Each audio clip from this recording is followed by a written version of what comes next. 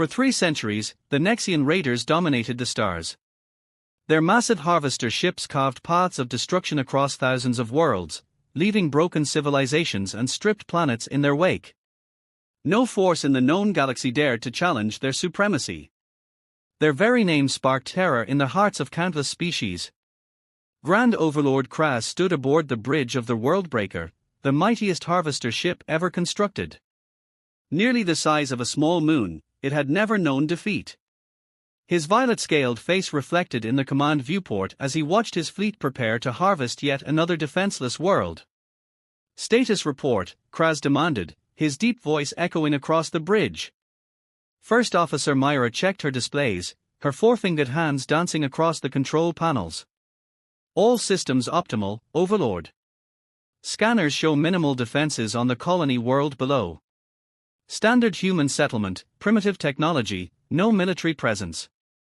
The Nexians had encountered humans before, a species that had somehow achieved space travel despite their apparent technological backwardness. They built small colonies, traded peacefully, and seemed content to exist on the fringes of space. The raiders had classified them as harmless, not even worth the effort of full-scale harvesting. "Begin approach sequence," Kraz ordered. "Let's make this quick. These humans barely warrant the fuel expenditure."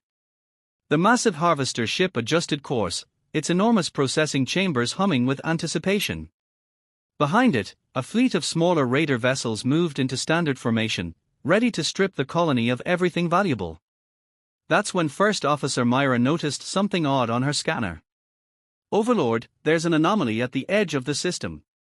"Specify," Kraz growled, irritated by the delay. "Something just dropped out of faster-than-light travel. A ship, configuration unknown." Kraz moved to the tactical display, his interest piqued. The Nexians maintained extensive databases of every known spacecraft in the galaxy. An unknown design was unprecedented. The mysterious vessel appeared on the main viewport, and the bridge crew fell silent. It was unlike anything they had ever seen, sleek, predatory, with a matte black hull that seemed to drink in the starlight. A single ship, barely a quarter the size of the Worldbreaker, but something about it sent chills down Kraz's spine. "Establish communication," he ordered. Before his communications officer could comply, the unknown vessel accelerated with impossible speed, covering the vast distance between them in seconds. As it drew closer, they could make out markings on its hull, UNSS Nemesis, in simple human script. "Impossible," Kraz whispered. "The humans are primitive. They don't have this level of technology." The human warship's response came in the form of energy readings that made the Nexian sensor systems scream in alarm. Power signatures unlike anything their databases had ever recorded erupted from the vessel's weapon ports. "Evasive action!" Kraz roared, but it was too late. Precise beams of energy lanced out from the human ship, striking the Worldbreaker's primary shield generators with surgical accuracy. Systems that had withstood the combined firepower of entire civilizations failed in seconds. Over the ship's communications system, a calm human voice spoke in perfect Nexian language. "This is Captain James Hudson of the United Nations spaceship Nemesis.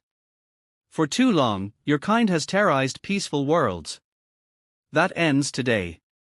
The Worldbreaker's weapon systems activated, unleashing a barrage that would have annihilated a small moon. The human vessel moved with impossible agility, evading most shots while absorbing direct hits without apparent damage. "How?" Kraz demanded as alarms blared across his command deck. "How did you achieve this level of technology?" "You assumed we were primitive because we chose peace," Captain Hudson replied.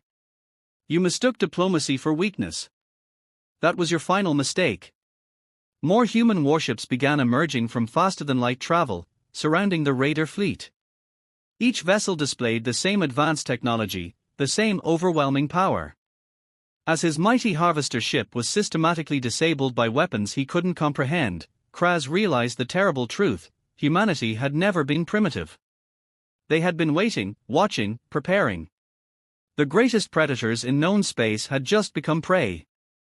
The age of the raiders was about to end, and it began with the appearance of a single human warship.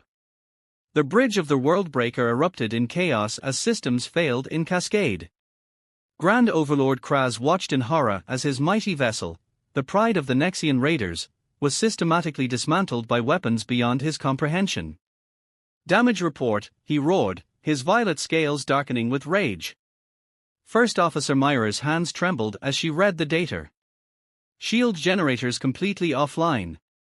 Weapons systems operating at 12% capacity. Primary engines disabled. Secondary power grid failing. The human vessel it's targeting our systems with impossible precision. Through their viewport, the UNSS Nemesis hung in space like a deadly predator toying with its prey. Its black hull seemed to shift and ripple, making it difficult for targeting systems to maintain a lock.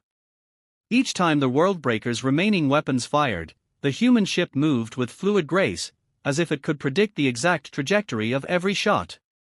"Show me their weapon signatures," Kraz demanded, moving to the tactical station. What he saw defied everything he knew about military technology. The human weapons weren't just advanced, they operated on principles the Nexians had never even theorized. Captain Hudson's voice came through their communications again, calm and measured. "Your confusion is understandable, Overlord Kraz. While your kind spent centuries perfecting the art of theft and destruction, humanity chose a different path. We developed technologies that your scientists would consider impossible."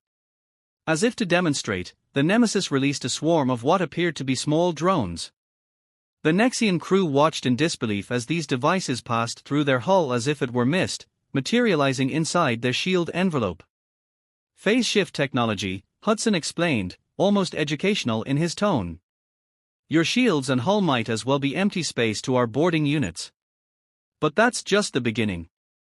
The drones began emitting fields that interfered with the Nexians' neural interfaces, technology they had stolen from a dozen conquered species and considered unbeatable. One by one, their advanced systems went dark. "Impossible!" First Officer Myra exclaimed. "They are neutralizing technologies from completely different species. Technologies that shouldn't be compatible with each other." "That was our greatest achievement," Hudson continued. "While you stole technology piece by piece, we learned to understand it. To improve it. To combine concepts from 100 worlds into something entirely new." Through gaps in the chaos, Kraz's tactical officers reported similar scenes playing out across his fleet. The human warships, now numbering dozens, were systematically disabling every raider vessel. Not destroying them, but precisely neutralizing their ability to fight or flee. "Our targeting systems can't lock onto their ships," a weapons officer reported, panic in his voice. "It's like they are not entirely in our dimension." "Quantum displacement drives," Hudson explained. "Your sensors are designed to track objects in normal space. Our ships exist in multiple quantum states simultaneously. You can't hit what you can't fully perceive." The demonstration continued as the human fleet deployed more advanced technologies. Fields of artificial gravity trapped raider ships in place. Beams of concentrated energy that ignored shields completely. Communication systems that couldn't be jammed or blocked. Kraz watched as a particularly stubborn raider captain tried to make a run for it, engaging their fastest engines. The nearest human vessel simply reached out with what looked like a beam of pure darkness, and the raider ship froze in space. "Temporal anchor," Hudson noted. "Time itself stops for anything caught in that beam. Don't worry, your crew is perfectly safe, just experiencing a rather profound pause in their day." As the last of the Worldbreaker's systems failed, Kraz finally understood the true depth of his species' mistake. The Nexians had built their empire on stolen technology, never bothering to truly understand what they took. Humanity had done the opposite, they had studied, learned, and innovated. "Why reveal yourselves now?" Kraz asked, his voice hoarse. "Why not strike earlier?" "We needed to be certain," Hudson replied. "Certain that we could not just defeat you, but completely neutralize your ability to threaten others. Every technology we're using today was specifically designed to counter raider capabilities. We studied each piece of stolen technology in your arsenal and developed countermeasures." Through their viewport, Kraz watched as human boarding parties began appearing inside his ships, their advanced combat suits making the raiders' best weapons look like children's toys. Each human soldier moved with the confidence of someone who knew exactly what they would face and how to counter it. Your empire ends today, Hudson declared, not with a massive battle, but with the revelation that you never truly understood the power you wielded. Humanity is here to ensure that technology serves creation, not destruction. As his mighty flagship was systematically pacified, Kraz realized that this wasn't just the end of a battle, it was the end of an era. The Raiders had ruled space through stolen power and brute force. Now they faced a species that had mastered the very foundations of science itself, and there was nothing in their arsenal that could stand against it. The command deck of the UNSS Nemesis was unlike anything the captured Nexian leaders had ever seen. Holographic displays floated in impossible configurations, showing real-time data from across the galaxy. The air hummed with energy that made their scales tingle, evidence of technology operating on principles they couldn't begin to comprehend. Grand Overlord Kraz, now stripped of his ceremonial armor, stood with his senior officers as Captain Hudson activated a galactic display. The human commander's presence, despite his smaller stature, filled the room with quiet authority. Your empire spans 3,000 worlds, Hudson began, gesturing at red points of light scattered across the map. Harvester fleets, hidden bases, secret stockpiles, you thought you had hidden them well. With a wave of his hand, the map transformed. Blue dots appeared everywhere, surrounding every red point. Kraz's mandibles clicked in disbelief as he realized what he was seeing. Those are. First Officer Myra whispered. Human ships and bases, Hudson confirmed. We've had your empire surrounded for decades. Every raid you conducted, every world you harvested, we watched, documented, and prepared. A new figure entered the command deck, a woman whose uniform marked her as someone of high rank. I am Admiral Helena Ramirez, Supreme Commander of the United Nations Space Force, she announced, her voice carrying the weight of authority. What you're about to witness is happening simultaneously across Nexian space. The display shifted again, showing hundreds of scenes playing out in real time. At every major Nexian stronghold, human warships were emerging from quantum displacement. The Raiders' greatest weapons and most formidable defenses were being systematically neutralized. Impossible, one of Kraz's officers hissed. The energy requirements alone. 0-point energy extraction, Admiral Ramirez explained. While your kind was stealing fusion reactors, we learned to tap into the fundamental fabric of spacetime itself. Our ships don't require fuel in any conventional sense. The displays showed more human technological marvels in action. Massive ships appearing inside supposedly impenetrable Nexian fortresses. Defense systems that had protected raider bases for centuries shutting down as if they were never activated. Stolen treasures and resources, hoarded from countless worlds, being recovered by human recovery teams. But our greatest achievement, Hudson continued, wasn't technological. It was diplomatic. The galactic display shifted once more, revealing countless points of green light. These represent all the species you've terrorized over the centuries. The ones you dismissed as weak, primitive, or unworthy.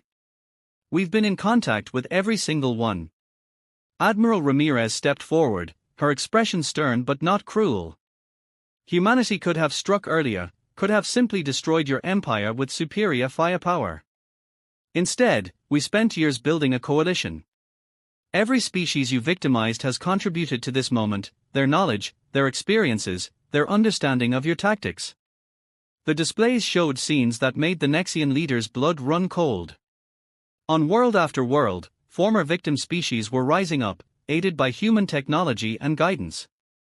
Centuries of oppression were ending not in revenge, but in coordinated liberation.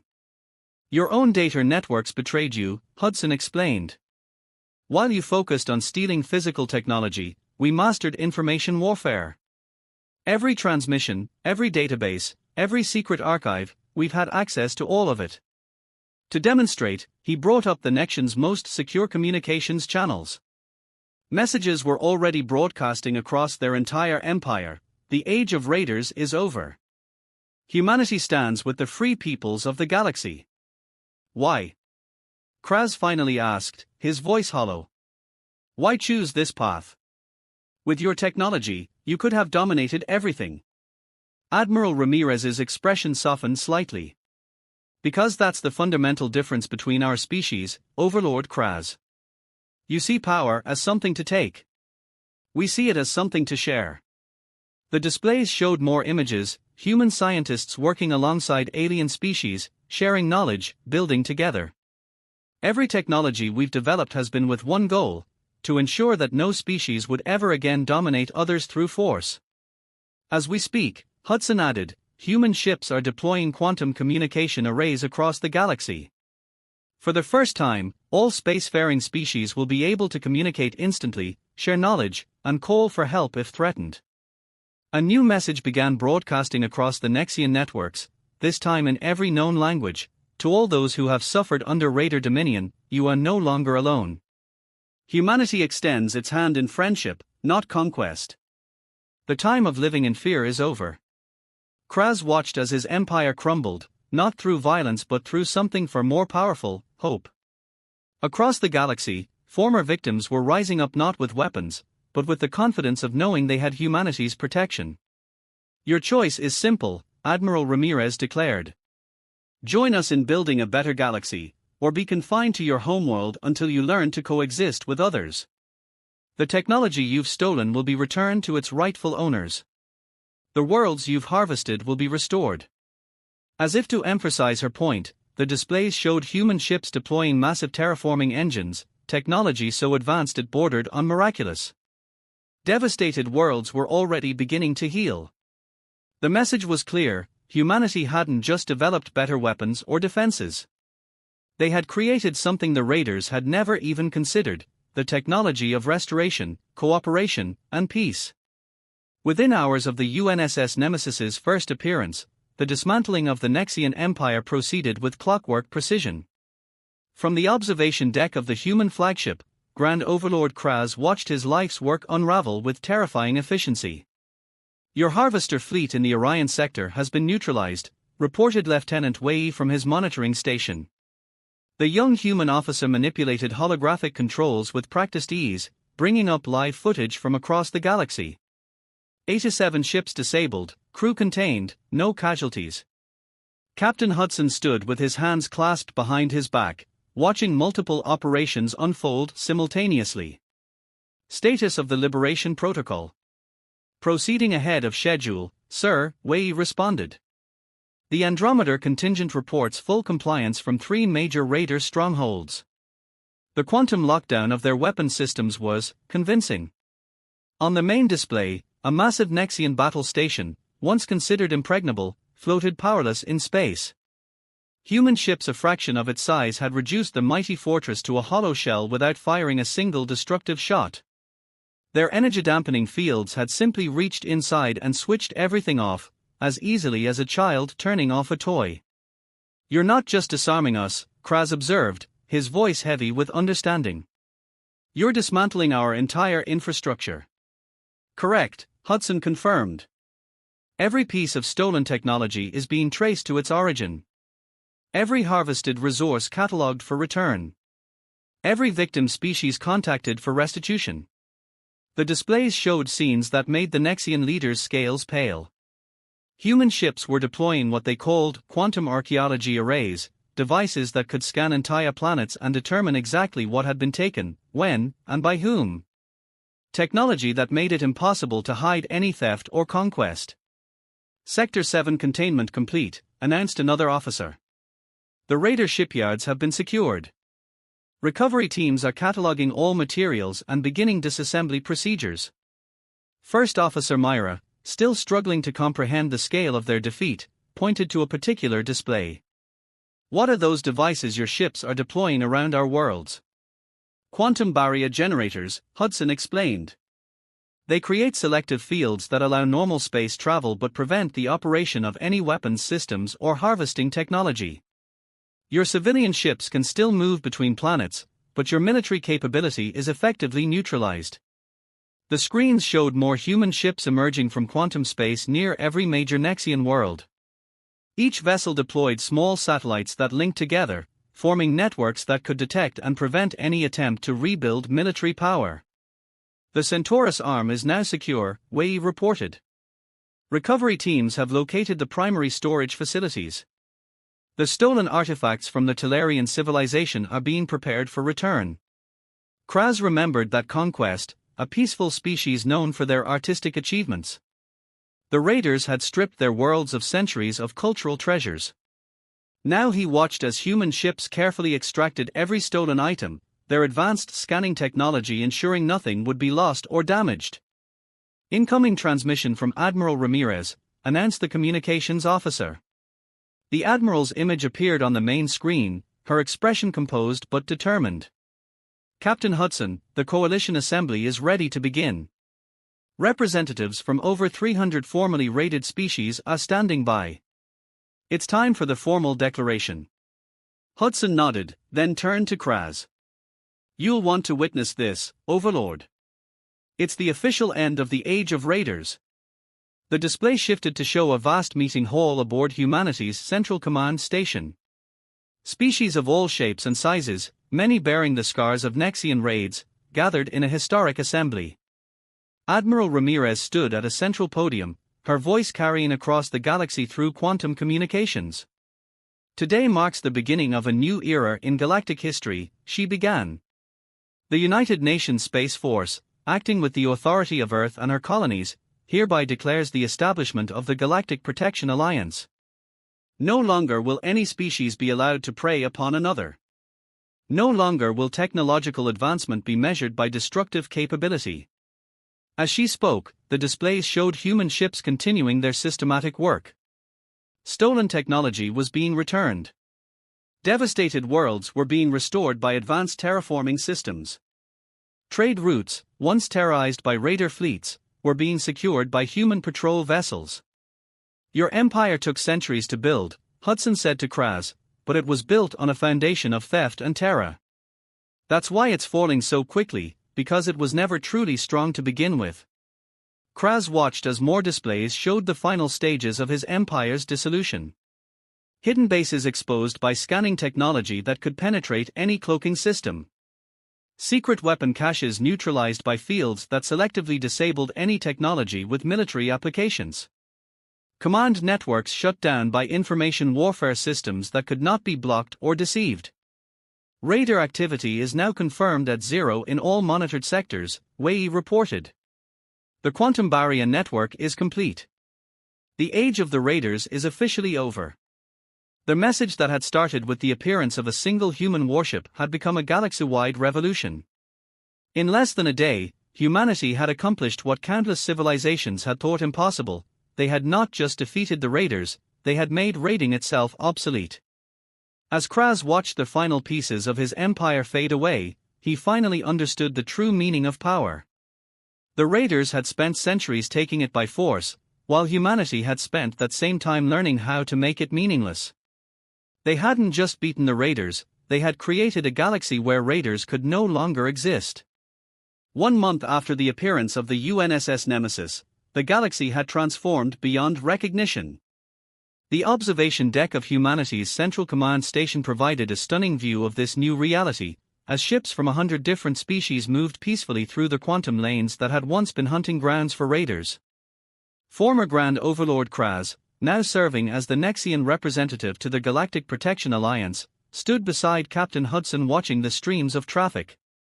His once proud battle armor had been replaced by diplomatic robes, a symbol of his people's forced evolution.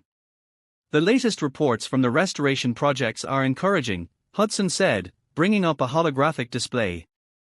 The terraforming of worlds devastated by raider harvesting is proceeding faster than expected. The display showed a once-dead planet blooming back to life under the influence of human technology. Vast machines seeded clouds into toxic atmospheres, while energy fields accelerated the restoration of natural ecosystems. What would have taken millennia was being accomplished in months. I still don't understand, Kraz admitted, watching ships from former victim species flying alongside converted raider vessels. How did humanity develop so far beyond everyone else without anyone noticing? Because we were never interested in showing our power, came a new voice. Admiral Ramirez approached, accompanied by representatives from various species. While the raiders focused on taking technology, we focused on understanding it. While you conquered, we connected. The displays shifted to show scenes from across known space. Human scientists working alongside alien researchers, sharing knowledge that transformed primitive technologies into revolutionary breakthroughs. Former raider crews learning to use their ships for exploration and trade rather than conquest. The quantum communication network is now operating at full capacity, reported Lieutenant Wei. All member species have real-time access to the emergency response system. No one will ever be helpless against raiders again. Indeed, the new network was already proving its worth. When a group of rogue raiders tried to continue their old ways in a distant sector, they found their ships instantly disabled by quantum barriers. Response ships from multiple species arrived within minutes through the new faster-than-light corridors humanity had established. Your people's choice is still open, Admiral Ramirez reminded Kraz. Those who wish to join the alliance as equals are welcome. Those who cling to the old ways will remain contained.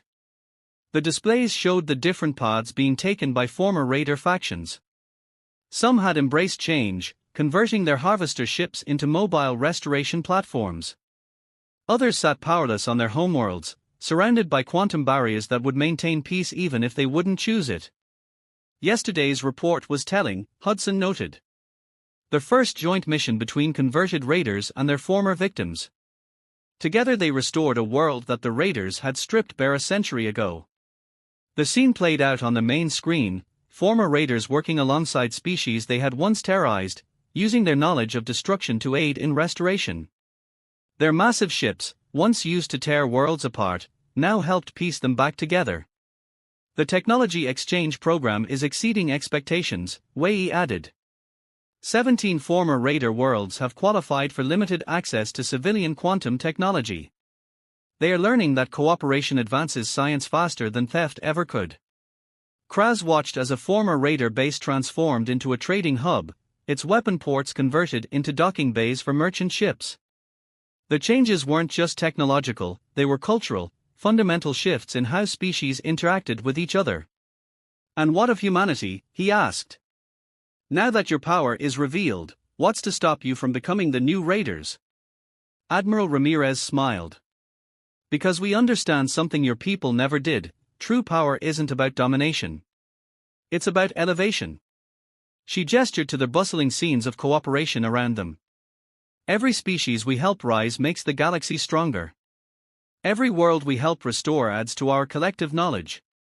The displays showed humanity's ongoing projects, massive engineering works that created safe passages through dangerous regions of space, research stations where species shared knowledge freely, defense platforms that protected developing civilizations until they could join the galactic community as equals.